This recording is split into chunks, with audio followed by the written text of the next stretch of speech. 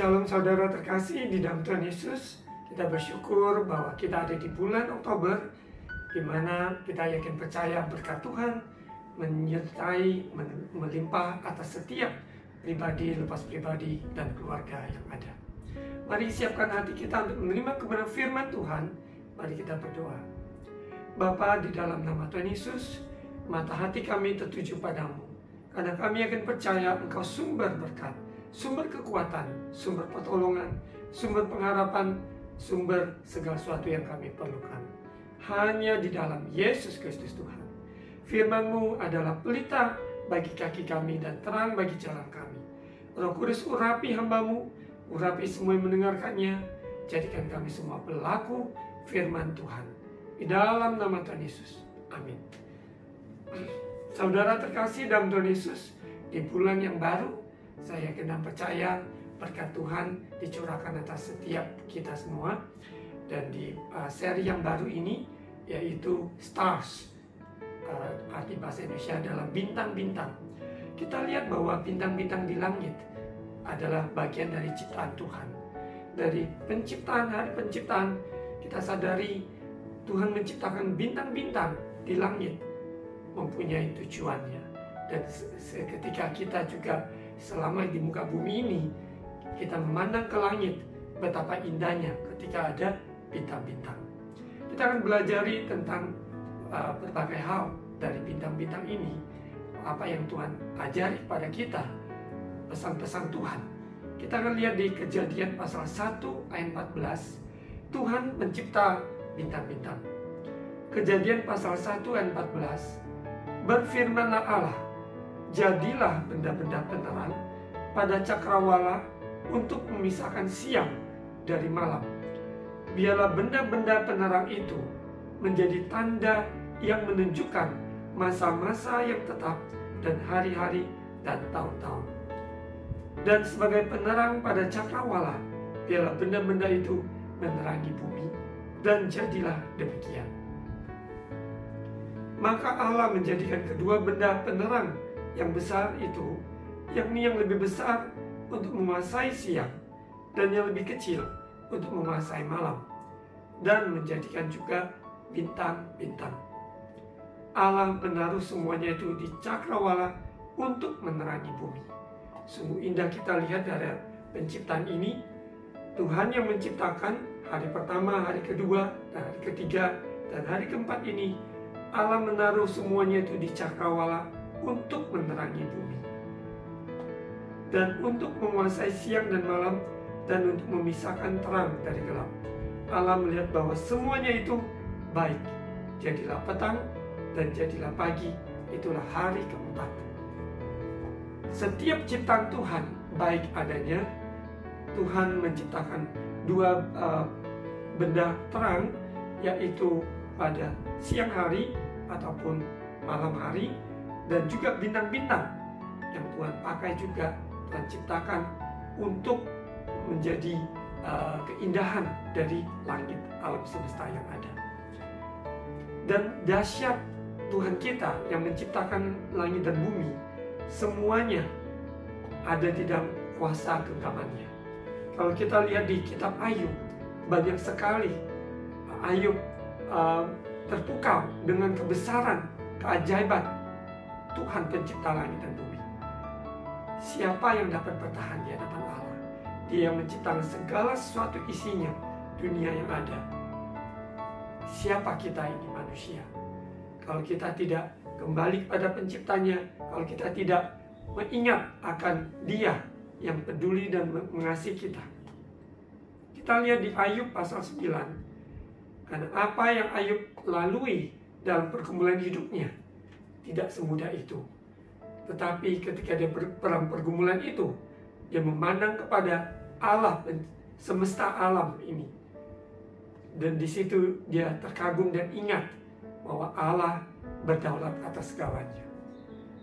Kehidupan kita memang bisa saja sulit, penuh tantangan, penuh liku-liku, namun tetap percaya Tuhan yang memegang kendali kehidupan ini. Kita tahu bahwa hidup mati ada di dalam tangan Tuhan. Kita serahkan hidup kita, dituntun oleh firman-Nya, di dalam kebenarannya, hidup kita akan melewati sungai, melewati api, dan Tuhan yang meluputkan kita semua. Kita lihat di Ayub pasal 9. Jawab Ayub, tidak seorang pun dapat bertahan di hadapan Allah. Ayat 1. Tetapi Ayub menjawab, sungguh aku tahu bahwa demikianlah halnya.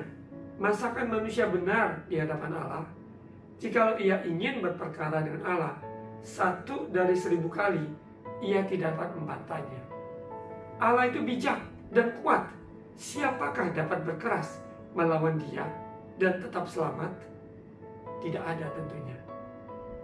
Dialah yang memindahkan gunung-gunung dengan tidak diketahui orang, yang membongkar bangkitkannya dalam murkanya, yang menggeserkan bumi dari tempatnya sehingga tiangnya bergoyang-goyang, yang memberi perintah kepada matahari sehingga tidak terbit, dan mengurung bintang-bintang dengan meterai, yang seorang diri membentangkan langit dan melangkah di atas gelombang-gelombang laut.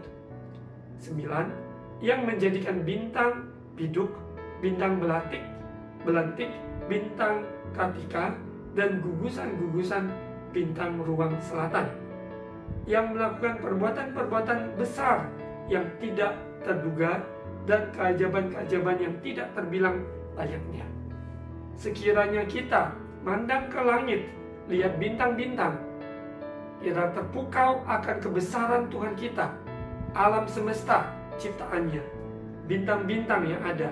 Dia dapat menyebut nama-nama bintang tersebut karena semua adalah ciptaannya. Besar kecil semua bintang-bintang yang ada, yang menghiasi langit semesta yang ada. Ayub dalam pergumulan dalam kehidupannya, maupun anak-anaknya yang meninggal, maupun istri yang tidak mendukungnya dan menyuruh dia mengutuki Allahnya, dan bahkan dia juga diserang dengan tulah dan sebagainya, dan penderitaan yang dia alami sangatlah berat. Namun di tengah-tengah semua pergumulan yang dia jalani, dia melihat kebesaran Tuhan. Kita akan lihat lagi di Ayub pasal 38, kekuasaan Tuhan di alam semesta. Seperti tadi saya sampaikan, di tengah-tengah semua yang terjadi, Dia, Tuhan, yang memegang kendali, berdaulat, sovereign, dan Dia yang memerintah. Kehidupan kita di dalam Dia aman. Sungguh, karena kerajaan Allah tak tergoncangkan, kehidupan kita di dalam Dia ada kepastian. Di bumi sampai kekal bersamanya di surga. Yesus adalah jalan, Yesus adalah kebenaran, Yesus adalah kehidupan. Barang siapa yang percaya padanya tidak akan binasa, melainkan beroleh hidup yang kekal. Kita lihat kembali di Ayub 38, sudah sampai di penghujung kitab Ayub.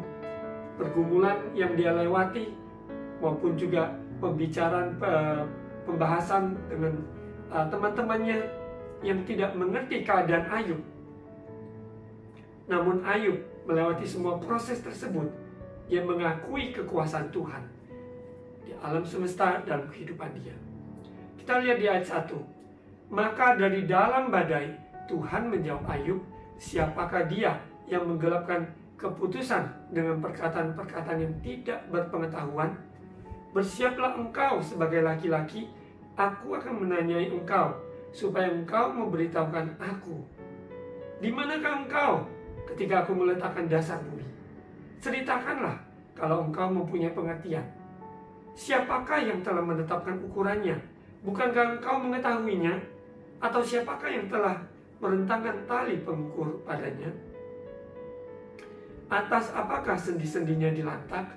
Dan siapakah yang memasang batu penjurunya? Pada waktu bintang-bintang fajar bersorak-sorak bersama-sama dan semua anak Allah bersorak-sorai, siapa telah membentuk laut dengan pintu ketika membual keluar dari dalam rahim? Saudara dapat membaca seluruh dari pasal 38, di mana Tuhan menantang Ayub, memberikan dia sebuah tantangan kenyataan segala sesuatu yang ada. Tuhan yang berdaulat mengendalikan segala sesuatunya. Untuk itu manusia belajar kita menundukkan diri, menyerahkan diri di dalam proses genggaman Sang Penjunan yang menjadikan segala sesuatu hidup kita indah menurut pandangannya.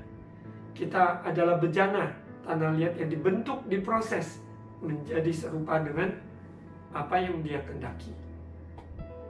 Kita lihat di Mazmur 147 ayat 4. Bintang-bintang yang ada, stars, bintang-bintang yang ada, semua ciptaan Tuhan memberikan gambaran pada kita bahwa Dia peduli mengasihi kita.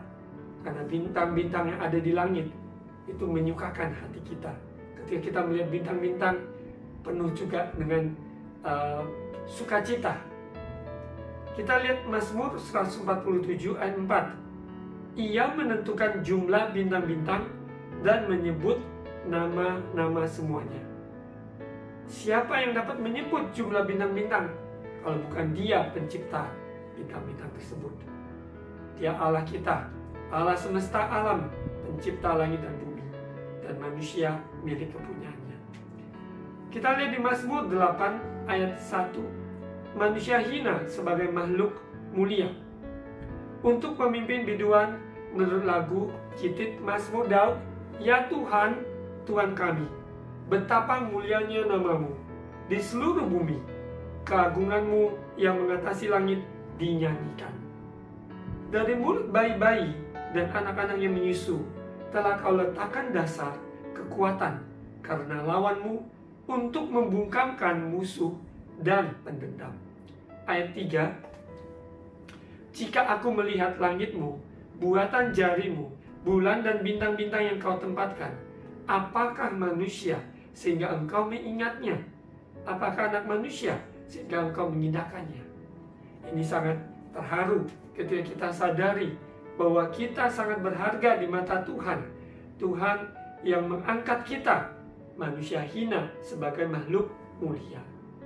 Kita manusia hilang kemuliaan Allah, jatuh dalam dosa, tapi oleh kasih karunia kita diselamatkan.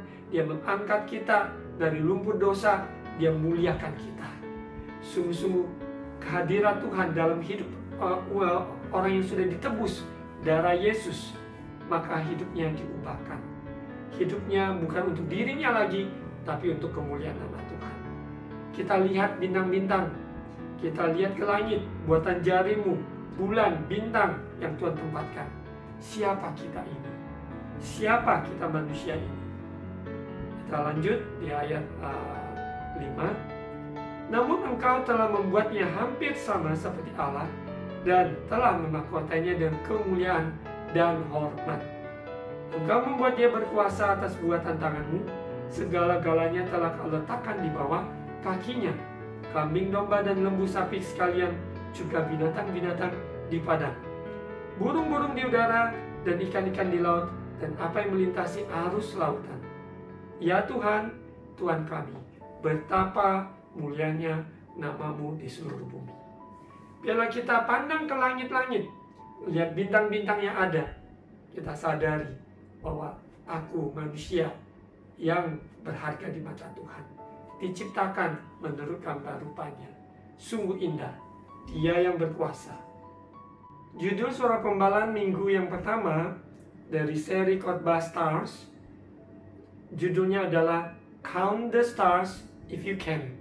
Sekali lagi, Count the Stars If You Can, yang artinya adalah hitunglah bintang-bintang jika engkau dapat menghitungnya. Hitunglah bintang-bintang jika engkau dapat menghitungnya. Kita akan lihat dari kisah Abraham, perjalanan bapak orang percaya, di mana kita sadari dia seorang yang sudah lanjut usia, namun janji Tuhan dalam hidup Abraham dikenapi bukan hanya selama dia masih ada, tapi keturunan-keturunannya. Kita akan lihat janji-janji dari Allah dalam hidup Abraham. Kita lihat di Kejadian pasal 15 ayat 1. Perjanjian Allah dengan Abraham, janji tentang keturunannya. Kemudian datanglah firman Tuhan kepada Abraham dalam suatu penglihatan. Janganlah takut Abram, akulah perisaimu, upahmu akan sangat besar. Abram menjawab, ya Tuhan Allah, apakah yang akan engkau berikan kepadaku? Karena aku akan meninggal dengan tidak mempunyai anak, dan yang akan mewarisi rumahku ialah Eliezer, orang Damsyik itu. Lagi kata Abram, engkau tidak memberikan kepadaku keturunan, sehingga seorang hambaku nanti menjadi ahli warisku. Kita lihat bahwa di dalam penglihatan ini, Tuhan mengingatkan dia jangan takut karena Tuhanlah perisainya. Dan upahnya sangat besar, karena Abram juga sudah tinggalkan Ur Kasdim ya, untuk pergi ke tanah perjanjian yang Tuhan sudah janjikan. Dalam proses ini, Abraham juga merasa bahwa umur sudah semakin tua dan mana mungkin dia mempunyai ahli waris keturunan. Dalam konteks seperti ini, Tuhan menyatakan dirinya. Kita lihat di ayat 4. Tetapi datanglah firman Tuhan kepadanya demikian, orang ini tidak akan menjadi ahli warismu, yaitu Eliezer, melainkan anak kandungmu, dialah yang akan menjadi ahli warismu.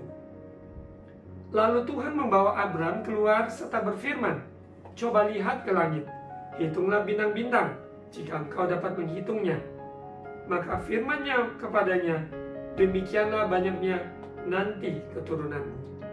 Kita lihat bahwa apa yang Tuhan janjikan kepada Abraham, ya, suruh Abraham untuk melihat ke langit, hitung, count the stars, hitunglah bintang-bintang, jika engkau dapat menghitungnya.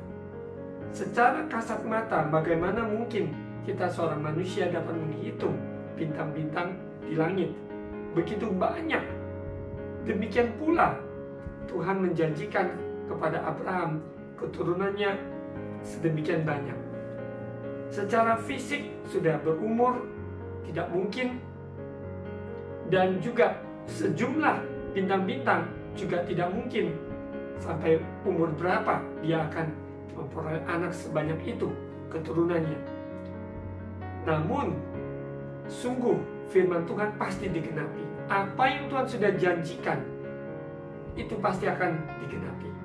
Dalam hidup kita masih ada di bumi, bahkan sekiranya kalau kita sudah tidak ada di bumi pun, maka keturunan berikutnya dan berikutnya mereka akan menikmati janji Allah kepada Abraham, kepada keturunannya juga.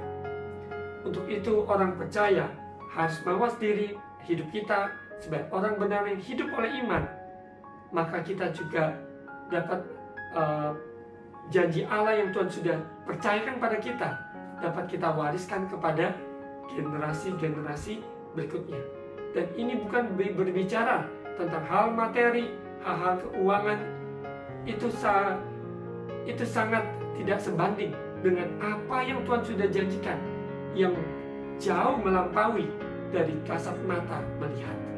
Kita lihat bintang-bintang yang ada, kita sanggupkah untuk menghitungnya? Kita tidak sanggup menghitungnya. Untuk itu kita izinkan Tuhan membawa kita ada di dimensinya Tuhan. Kita di dunia melihat hanya secara kasat mata, apa yang mata melihat, telinga mendengar, sejauh pikiran kita dapat mengimajinasi sejauh itu. Namun Tuhan yang menciptakan langit-langit, alam semesta ini, Dia melebihi dari dimensi yang kita ketahui. Untuk itu saudara terkasih, kita bersyukur Allah Roh Kudus, Allah yang bekerja berkarya di dalam hidup orang percaya di zaman perjanjian baru ini. Kita bersyukur, kita terima Yesus sebagai Tuhan dan Juru Selamat. Allah Roh Kudus membawa kita melewati dimensi-dimensi yang terbatas ini, padahal dimensi yang tidak terbatas, yaitu supernatural. Allah yang turut bekerja, Dia Alfa, Dia Omega, Dia yang memulai, Dia yang mengakhiri, Dia yang menyempurnakan. Yesus Kristus pusat dari seluruh iman kita, kepercayaan kita, yaitu pada janji-janjinya, firman-Nya ya dan amin. Kita bersyukur lewat firman ini kita belajar seperti Abraham. Di ayat 6, respon dari Abraham, lalu percayalah Abraham kepada Tuhan, maka Tuhan memperhitungkan hal itu kepadanya sebagai kebenaran. Lagi firman Tuhan kepadanya, akulah Tuhan yang membawa engkau keluar dari Ur Kasdim untuk memberikan negeri ini kepadamu menjadi milikmu. Setiap janji Tuhan, bagian orang percaya adalah meresponi. Count the stars, hitunglah bintang-bintang jika engkau dapat menghitungnya. Dan kita sadari, kita menghitung sejauh mata kita memandang, dan kita tidak sanggup lagi. Karena begitu banyak yang tak terlihat oleh kita. Untuk itu saudara terkasih, yang bagian iman kita adalah percaya, melangkah sesuai dengan apa yang Tuhan sudah janjikan, maka kita akan menerima. Kita disebut keturunan Abraham karena kita percaya pada Yesus Kristus Tuhan. Semua berkat dari janji Bapa kepada Abraham, kita juga menerimanya, karena ini adalah bagian dari rencana Tuhan.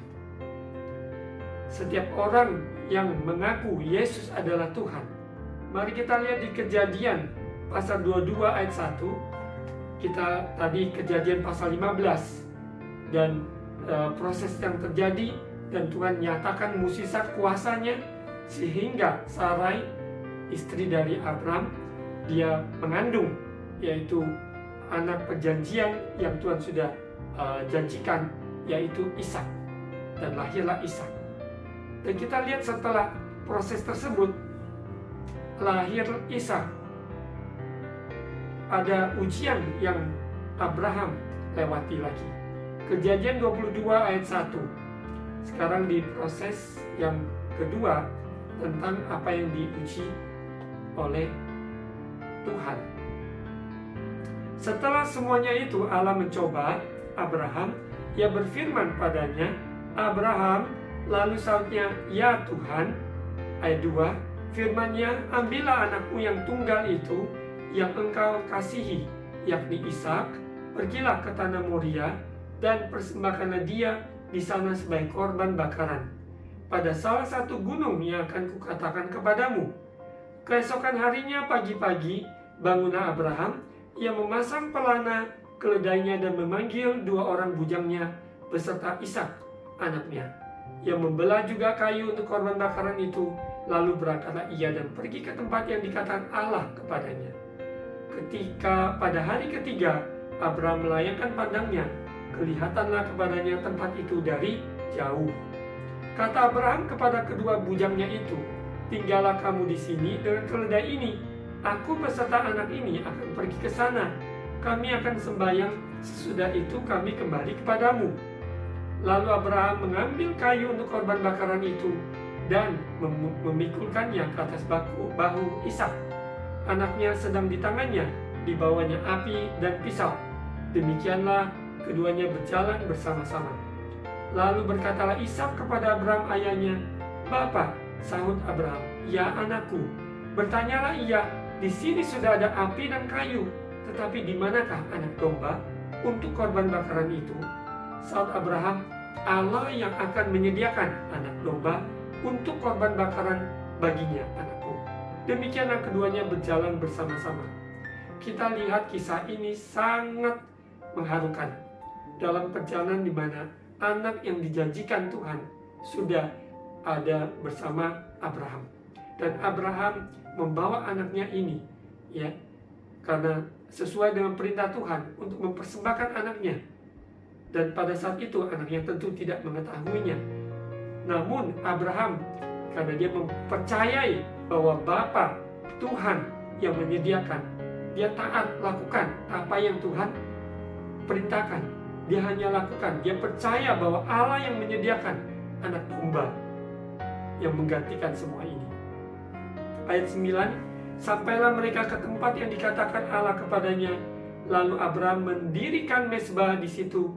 Disusunnyalah kayu, diikatnya Ishak anaknya itu, dan diletakkannya di mezbah itu di atas kayu api. Sesudah itu Abraham mengulurkan tangannya, lalu mengambil pisau untuk menyembelih anaknya.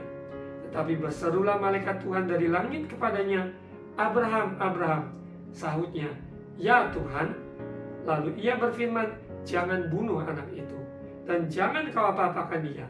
Sebab telah ku ketahui sekarang bahwa engkau takut akan Allah, dan engkau tidak segan-segan untuk menyerahkan anakmu yang tunggal kepadaku."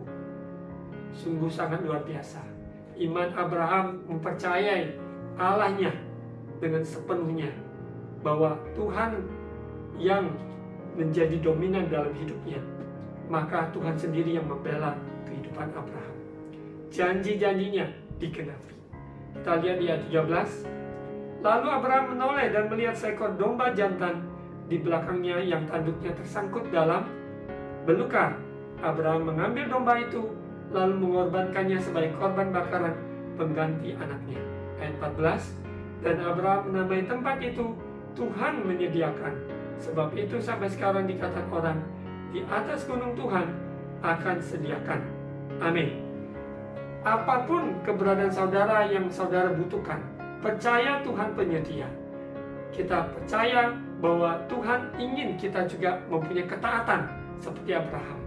Taat dengan apa yang Tuhan perintahkan pada kita. Mulai hal perkara kecil sampai perkara besar. Dari kehidupan keuangan kita, dari kita dalam rumah tangga, dalam pekerjaan, dalam pelayanan, kita taat mendengar dengar-dengaran apa yang Tuhan katakan. Lakukan dengan iman disertai dengan perbuatan. Maka percayalah janji Tuhan yang digenapi. Seperti bintang-bintang di langit, keturunan Abraham sungguh-sungguh nyata. Dan kita adalah bagian dari keturunan Abraham. Kita lihat di ayat 15. Untuk kedua kalinya berserulah malaikat Tuhan dari langit kepada Abraham. Katanya, "Aku bersumpah demi diriku sendiri, demikianlah firman Tuhan, karena engkau telah berbuat demikian, engkau tidak segan-segan untuk menyerahkan anakmu yang tunggal padaku." Ayat 17.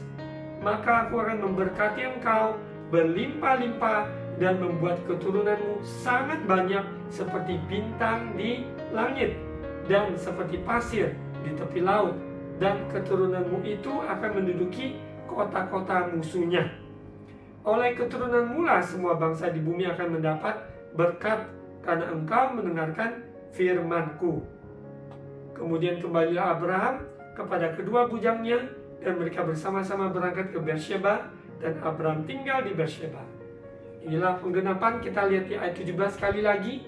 "Dan maka aku akan memberkati engkau berlimpah-limpah dan membuat keturunanmu sangat banyak seperti bintang di langit, seperti pasir di tepi laut, dan keturunanmu itu akan menduduki kota-kota musuhnya." Janji Tuhan iya dan amin. Tadi yang awal Abraham disuruh menghitung, count the stars if you can. Dan saat ini Tuhan katakan keturunanmu akan sangat banyak seperti bintang di langit. Luar biasa. Karena seseorang yang mendengarkan firman-Ku dan mentaatinya. Saudara terkasih, apa yang Tuhan suruh, taati dan jangan tunda-tunda. Lakukan sepenuh hati. Melangkahlah dengan iman. Percaya Tuhan menyediakan. Percaya Tuhan membuka jalan. Percaya bahwa Tuhan menuntun langkah-langkah saudara. Jangan putus asa di tengah-tengah kesulitan. Jangan menjadi lemah ketika sepertinya secara fisik, secara ekonomi, secara apa yang di depan mata tidak mendukung. Namun kalau Tuhan yang menjanjikan, mari kita pandang, lihat ke langit, lihat bintang-bintang yang ada. Ya, seperti apa yang Abraham alami. Hitunglah bintang-bintang. Dan kita sadari bahwa kita manusia terbatas dengan sejauh mata kita memandang. Namun Tuhan tak terbatas. Dia yang membawa kita mengalami semua yang Dia rencanakan di bumi seperti di surga. Membawa kita menjadi berkat buat sesama kita, keluarga kita, berkat bagi sekeliling kita, sehingga sekeliling kita mengenal Allah dari Abraham, Allah dari kita yang menyembah Dia dengan taat dalam roh dan kebenaran. Yesus Kristus adalah Tuhan dan Juru Selamat kita, sehingga kita juga berhak menerima warisan sebagai keturunan Abraham. Biar firman Tuhan hari ini memberikan kita dorongan iman yang sungguh-sungguh teguh untuk percaya bahwa janji Tuhan, iya dan amin, pasti dikenapi. Mari kita berdoa. Tuhan Yesus, terima kasih atas firman Tuhan Kau materaikan dalam hidup kami, dalam seri yang baru ini tentang bintang-bintang, stars.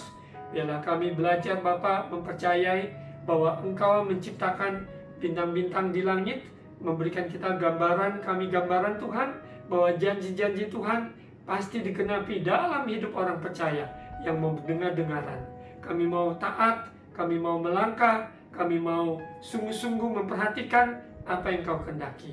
Kami mau menerima semua janji-janji-Mu, baik rohani, jasmani. Biarlah kehidupan kami menjadi berkat buat sesama kami.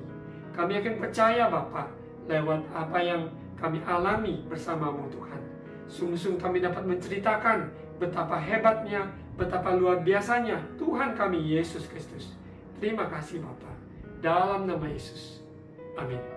Saudara terkasih, mari kita siapkan hati untuk menerima perjamuan kudus. Kita menguji diri kita sendiri, apa kita sungguh percaya bahwa tubuh dan darahnya Yesus telah mati di kayu salib untuk menanggung semua dosa kita.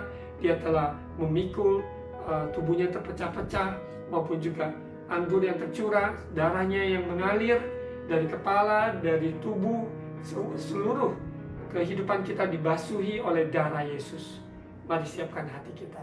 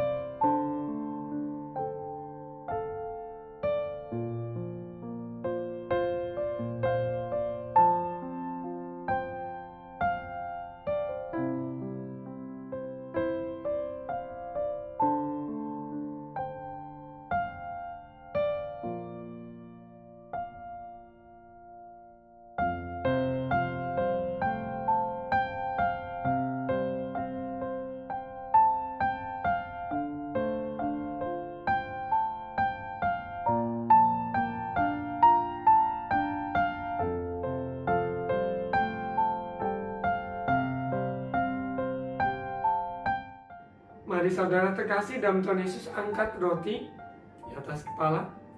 Dengarkan firman Tuhan. Sebab apa yang telah kuteruskan kepadamu, telah kuterima dari Tuhan, yaitu bahwa Tuhan Yesus pada malam waktu Ia diserahkan mengambil roti. Dan sesudah itu Ia mengucap syukur atasnya, Ia memecah-mecahkannya dan berkata, ikuti, inilah tubuhku yang diserahkan bagi kamu. Perbuatlah ini menjadi peringatan akan aku. Saudara percaya ini adalah tubuh Yesus yang telah dipecah-pecahkan bagi saudara dan saya? Bagi yang percaya katakan, amin. Mari kita makan bersama-sama. Inilah tubuh Yesus. Dalam nama Tuhan Yesus.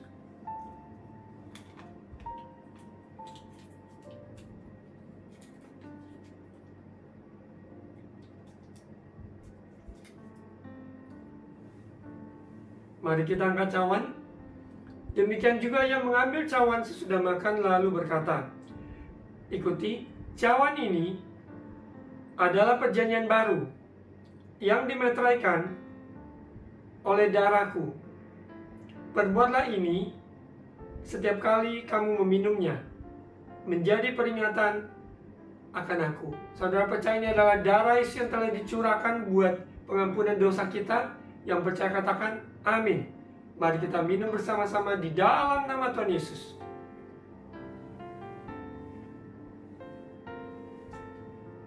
Mari kita ucapkan syukur. Terima kasih Tuhan. Terima kasih Bapa atas tubuh dan darah-Mu. Terima kasih Tuhan. Segala dosa kami Tuhan telah Engkau pikul di atas kayu salib. Kami milik-Mu, kepunyaan-Mu Tuhan. Darah Yesus bilu-bilu-Mu menyembuhkan yang sakit, maupun juga yang lemah dikuatkan, yang bimbang diteguhkan. Kami akan percaya Bapa, Tuhan Engkau menyediakan setiap keperluan umat-Mu. Engkau buka jalan. Engkau berkati juga pemerintah kami, kota kami. Berkati ya Tuhan, Bapak Presiden Joko Widodo, bersama Wakil Presiden, aparat menteri. Berkati dengan roh takut akan Tuhan. Kami serahkan juga untuk pemilihan presiden tahun 2024. Tuhan juga sertai semuanya berjalan dengan baik, dengan tertib, dengan lancar di dalam nama Yesus. Kami juga ucapan berkat buat gereja-gereja Tuhan, hamba-hamba Tuhan ikat dengan tali kasih-Mu. Pakailah gereja Tuhan bersinar, membawa jiwa-jiwa, memuridkan jiwa-jiwa menjadi murid Yesus. Terima kasih Bapa, kami bersyukur, terima kasih. Mari saudara terkasih, angkat kedua tangan untuk terima ucapan berkat imam. Tuhan memberkati engkau dan melindungi engkau. Tuhan menyinari engkau dengan wajahnya dan memberi engkau kasih karunia. Tuhan menghadapkan wajahnya kepadamu dan memberi engkau damai sejahtera. Saudara, terimalah berkat kasih karunia dari Allah Bapa, cinta kasih dari Tuhan Yesus, persekutuan Allah Roh Kudus menyertai kita sekarang hari ini sampai Maranatha Yesus datang kembali. Di dalam nama Tuhan Yesus. Amin.